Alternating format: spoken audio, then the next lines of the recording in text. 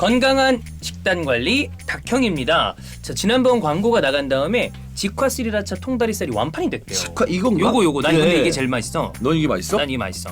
난 스리라차 소스 좋거든. 매콤해. 식단 관리할 때 먹는 거잖아. 이 정도면 진짜 식단 관리가 너무 편할 것 같은데. 왜냐면 그냥 밥 반찬이잖아. 나는 근데 이게 진짜 양념통닭 냄새가 나서 좋아. 보자. 요건 안심이거든요. 이거 좀 달달해.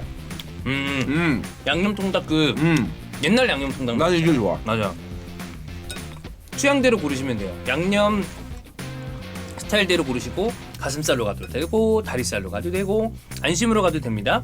중요한 건 모두 다 맛있다는 거. 자, 완판 기념으로 베스트 패키지 할인 이벤트가 있습니다. 그동안 소개드렸던 거 싹 다 해서 47% 할인하거든요. 여기에 배송료 무료. 기왕이면 이번에 구매하실 때 꼭 지금 사셔야 됩니다. 다 먹어보는 게 최고잖아. 여러분, 특별 할인 기획전 놓치지 마시고요. 닭형과 함께 이제 겨울 들어갔잖아. 내년 여름 지금부터 준비해야 됩니다. 지금 해야 돼. 내년에 하면 늦어. 지금부터 식단 관리하세요. 이제 당초 조편성이 나왔을 때 네. 사실 이제 2조에 속한 내 팀은 그런 생각했을 겁니다. 해볼만하다. 이거 아싸 16강. 이거 약간 이거 있잖아요. 잘하면 잡고 올라간다 이 생각했어요. 근데 D조가 최종전만 앞두고 상황이 아주 재밌게 됐습니다. 맞습니다. 모든 팀들에게 가능성이 열려 있습니다. 그러니까 그건 있어요. 토트넘 팬들 짜증나죠. 짜증나죠. 스포르팅 팬들 아쉽죠. 아쉽죠. 프랑크푸르트 이제 우리 더 올라갈 수 있다. 말하세요? 마찬가지로 열받습니다. 맞습니다. 왜냐면 프랑크푸르트가 이제 이겼거든요. 음. 근데 이제 우리는 사실 토트넘 스포르팅 프랑크푸르트 마르세유의 팬이 아니잖아요. 맞아요. 이런 저희 같은 제3자 입장에서는 이렇게 구도가 흘러가면 최종전이 개꿀잼이거든요. 근데 이제 토트넘 팬분들 입장에서는 그게 있죠. 어쨌든 이 조가 나왔을 때 다른 프리미어리그 내 다른 팀들의 조 상황보다는 토트넘이 좀 수월했던 게 사실이에요. 맞아요. 그래서 토트넘 입장에서는 우리도 이 조를 수월하게 통과해서 챔피언스리그, 조별리그 변수는 좀 뿌리치고 우리가 우리만의 어떤 케이스를 보여주겠다. 그 어떤 각오가 있었을 텐데 막상 결과가 지금 최종전을 앞두고 토트넘도 확정된 게 아무것도 없는 상황이 돼버렸거든요. 네, 여러분 보이시죠? 지금 조별리 저희가 테이블 띄워드리고 있는데 8776. 아니 8776이 그러니까 마르세유랑 토트넘도 한 경기 차이가 덜 나는 거 아니야. 맞아요. 이게 이기면은 그냥 뒤집히는 상황이 나올 수가 있기 때문에 어느 하나 확정된 게 없습니다. 지금 D조가. 맞습니다. 아마 토트넘 팬분들은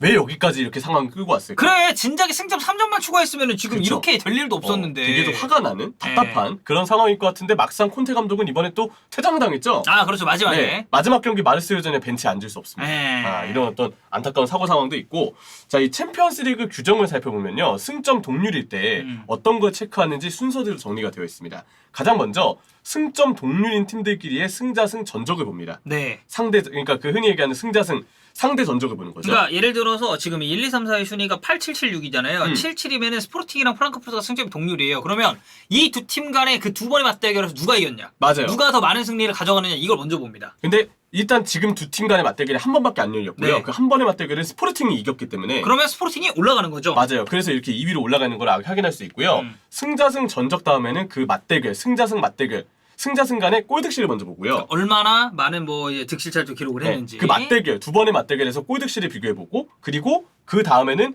그 두 번의 맞대결에서의 다득점을 비교해봅니다. 그러니까 누가 더 골을 많이 넣었느냐가 이제 네. 중요하겠죠. 승점 동률인 팀 간 맞대결에서의 골득실과 다득점을 살펴보면 그 다음에는 전체 순위에서 전체 조별리그 레이스에서의 골득실을 따집니다. 지금 상황을 놓고 보면은 그 골득실도 스포르팅이 유리한 거죠. 맞아요. 자, 그리고 그 다음에는 전체 순위표에서의 다득점을 봅니다. 그리고 그 다음에는 전체 순위표에서의 원정 다득점을 봅니다. 복잡하네요. 여기서는 원정골이 살아있어요. 네. 전체 원정 다득점을 보고 그 다음에는 전체 순위표에서 누가 더 많은 승리를 했느냐. 그냥 단순히 승리수만 따지는 거예요. 그렇죠. 그러니까 승점이 같지만 승리 횟수가 다를 수는 있잖아요. 맞아요. 그리고 그 다음에는 전체 원정 승리를 비교합니다. 원정에서 누가 더 많이 이겼는가. 네. 근데 여기까지 동률이다. 그러면 페어플레이 점수를 보고요. 페어플레이 점수는 이제 카드마다 몇 장씩 이렇게 감점되는 그런 기준들이 있어요. 뭐 이제 예전에 월드컵에서 일본이 네. 또 그 페어플레이 점수로 16강에 진출한 바가 있었죠. 오늘 이거는 구체적으로 다루지 않을 거예요. 왜냐면 이 조가 거기까지 갈 가능성은 없습니다. 맞아요. 자, 그리고 그 다음은 UEFA 클럽 개수까지 이제 보게 되는데 네. 이 순서예요. 근데 중요한 거는 승점 동률이면 무조건 동률인 팀들 간의 맞대결 전적을 먼저 보고 맞대결 상황에서 나왔던 골득실을 비교하고 맞대결 상황에서 나왔던 다득점을 비교한 다음에 그제서야 전체 순위표에서의 다음 과정들을 밟아간다는 겁니다. 그러니까 이런 기준들이 있다는 거를 살펴보시면 되겠고 D조의 최종전은 마르세유랑 토트넘이 붙고요. 네. 스포르팅과 프랑크푸르트가 만남을 갖습니다. 네. 근데 스포르팅은 지난번 맞대결에 프랑크푸르트를 3대0으로 이긴 바가 있었어요. 그렇죠. 네. 예. 그런 어떤 자신감이 있죠. 이게 참 좀 재밌게 흘러갈 수 있는 게 저희가 이제 토트넘 입장에서 경우의 수를 이제 짚어볼 네. 거예요. 이제 짚어보는데 그냥 딱 제가 그리는 이제 제3자 입장에서 이제 개꿀 매치라고 이제 할 수 있는 거는 좀 이제 그런 그림이죠.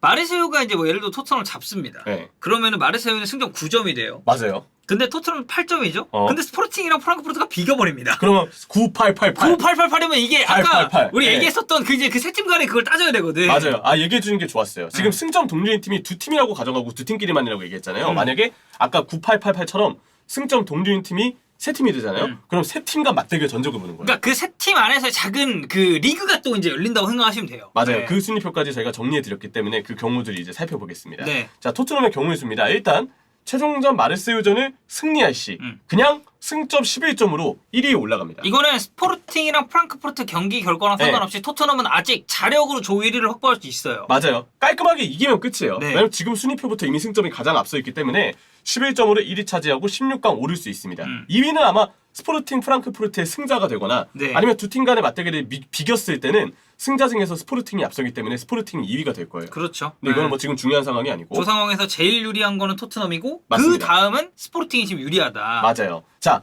여기서부터가 이제 복잡한데 마르세유전을 비길 시를 봐야 됩니다. 아 그렇죠. 비기는 경우를 또 생각을 해야 되니까. 네, 그럼 토트넘의 승점은 9점이 되는 거예요. 네. 그 상황에서 스포르팅이 만약 승리하면 토트넘은 2위로 내려갑니다. 왜냐면 스포르팅은 승점 10점이 되기 때문에 토트넘은 9점이라서 2위로 내려가고요. 자, 반대로 스포르팅이 비겨요. 그러면 토트넘은 1위로 16강 자리를 지킵니다. 왜냐? 승점이 9점이기 때문에. 그렇죠. 그리고 스포르팅을 비기게 되면 프랑크푸르트와 함께 승점 8점인데 승자승 전적에서 1승 의무로 프랑크푸르트보다 우위이기 때문에 그렇죠. 그러면 스포르팅이 2위가 되는 거예요. 자, 그리고 만약에 스포르팅이 패배할 시에는 이러면 이제 토트넘이 2위로 16강에 가게 됩니다. 네, 왜냐면 이제 프랑크푸르트가 이제 위쪽으로 올라가게 되니까. 맞아요. 프랑크푸르트가 승점 10점, 토트넘이 승점 9점으로 2위가 되는 거죠. 네, 그러니까 이거예요. 마르세유전 비겨도 토트넘은 갑니다. 맞아요. 16강을 가요. 그래서 유리한 입장인 건 맞는데 이 안에서 1위가 되느냐 2위가 되느냐의 차이예요. 우리가 사실 그런 얘기 하지 않습니까?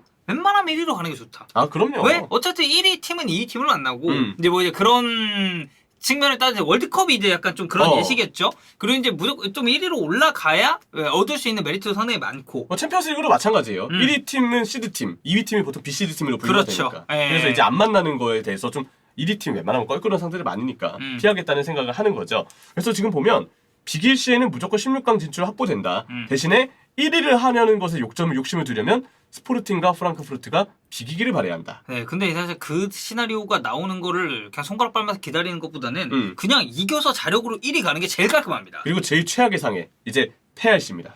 그렇죠. 이제 마르세유전은 패하면 어떻게 네, 되느냐. 패하면 어떻게 되느냐 봐야 되는데 자 보세요. 스포르팅이 일단 토트넘이 마르세유전을 집니다. 그러면 승점 8점 그대로 유지가 되는 거죠. 고정이죠. 승점 맞아요. 8점. 여기서 스포르팅이 이긴다. 그러면 3위로 탈락합니다. 네. 왜냐? 스포르팅이 이기면 1위가 스포르팅 10점이 되고요. 마르세유가 토트넘을 꺾은 거기 때문에 2위가 마르세유가 되고 승점이 9점이 됩니다. 9점이죠. 그렇죠. 토트넘은 8점이기 때문에 3위로 탈락을 하게 되죠. 자, 그리고 만약에 스포르팅이 비길 시 이러면 어떻게 되느냐? 똑같이 3위로 탈락합니다. 네. 이게 왜 그러냐면은 아까 얘기했던 9888의 숫자가 나올 수가 있어요. 마르세유가 9가 되고 이외에 스포르팅, 프랑크푸르트, 토트넘이 모두 888이 되는 거죠. 그러면 888 세 팀 간의 승자승 전적을 봐야 됩니다. 근데 제가 이렇게 쭉 정리해봤는데 지금 이미 스포르팅과 프랑크푸르트가 마지막 맞대결에서도 비겼다고 가정을 하는 거잖아요. 그렇죠. 왜냐면은 이 두 팀의 무승부를 네. 기반으로 우리가 지금 이걸 하는 거니까. 그래야만 이 상황이 나오니까. 그렇게 해서 정리를 해보면 스포르팅이 세 팀 간 승자승에서 2승 2무로 8점 앞섭니다. 제일 유리한 거죠. 네, 그리고 토트넘이 1승 2무 1패로 5점이 됩니다.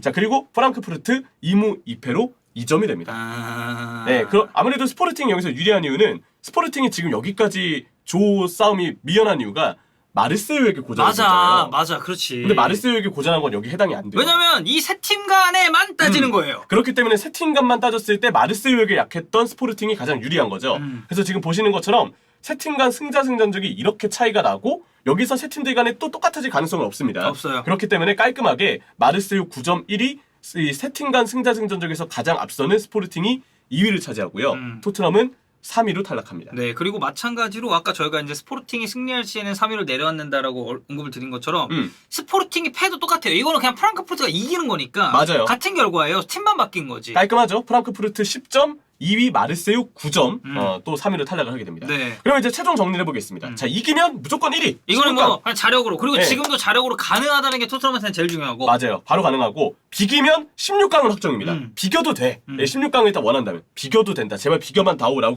기도해도 괜찮습니다. 근데 만약에 다른 경기도 비긴다. 그러면 토트넘이 1위가 되는 거예요. 그렇죠. 그러니까 1위가 되기 위해서는 이 네 조가 최종전에서 그러니까 네 조가 아니죠. 네 팀이 최종전에서 그냥 승점 1111 추가해서 2순위 그대로 가는 거예요. 그러면은 그렇게 되면 네. 이제 토트넘이 1위라는 얘기고. 맞습니다. 근데 패하면 정리했죠? 무조건 유로파 갑니다. 네, 이거는 뭐 일말의 여지가 없습니다. 네. 그냥 무조건 내려가는 거예요. 그나마 좀 깔끔하게 정리가 되는 조인 것 같아요. 아, 그렇죠. 패하면 유로파 바로 직행. 이게 정리가 되기 때문에. 그러니까 토트넘 입장에서는 이기거나 비기면 어쨌든 16강은 무조건 확보를 할 수가 있고, 그러니까 승점을, 그러니까 제가 아까도 시작 전에 얘기를 드린 것처럼 지금까지 쭉 왔었던 그 경기들 중에 1승만 추가를 맞아요. 했어도, 그러니까 뭐 모르겠습니다. 저 패배했었던 경기가 승으로 바뀌었다면 토트넘은 그냥 훨씬 더 유리하게 지금 상황을 풀 수가 있었겠죠. 근데 결국에는 지지부진한 경기력 속에 2승 2무 1패 승점 8점 그리고 그 밑에 팀들이 776 이렇게 자리를 잡아버리니까 네. 그러니까 만약에 오늘 그 프랑크푸르트랑 마르세유 경기에서 결과가 반대로 나왔더라면 이러면 이제 토트넘이 오히려 더 불안한 상황이 될 수도 있었겠죠. 근데 맞아요. 마르세유가 이겨버리면서 조 자체가 완전 꼬였습니다. D조는. 참 뭐랄까요. 여기까지 끌고 와진 게 어떻게 보면 토트넘 팬들은 분노할 수밖에 없죠. 그쵸. 이기더라도 비기더라도 어쨌든 여기까지 최종전까지 이게 올 거냐? 콘테야 뭐하냐? 라는 얘기를 안 할 수가 없는 상황입니다. 그렇죠. 예, 뭐 어쨌든 D조가 뭐 저는 편성이 네. 될 때부터도 여기는 각자가 다 할만하다라는 느낌을 받았을 거라고 이제 좀 느꼈기 때문에 약간 개꿀전 구도로 가지 않을까 싶었는데 저희의 예상대로 상당히 최종전까지도 재미있는, 물론 토트넘 팬분들, 스포르팅 팬분들, 프랑크푸르트 그리고 마르세유 팬분들께서는 최종전까지 똥투자는 경기를 봐야 돼요. 네, 위로를 합니다. 예, 정말 위로를 드리겠습니다만 이제 또 보는 제3자인 저희 입장에서는 네. 상당히 최종전이 제일 좀 불탈 그런 조가 아닌가 싶습니다.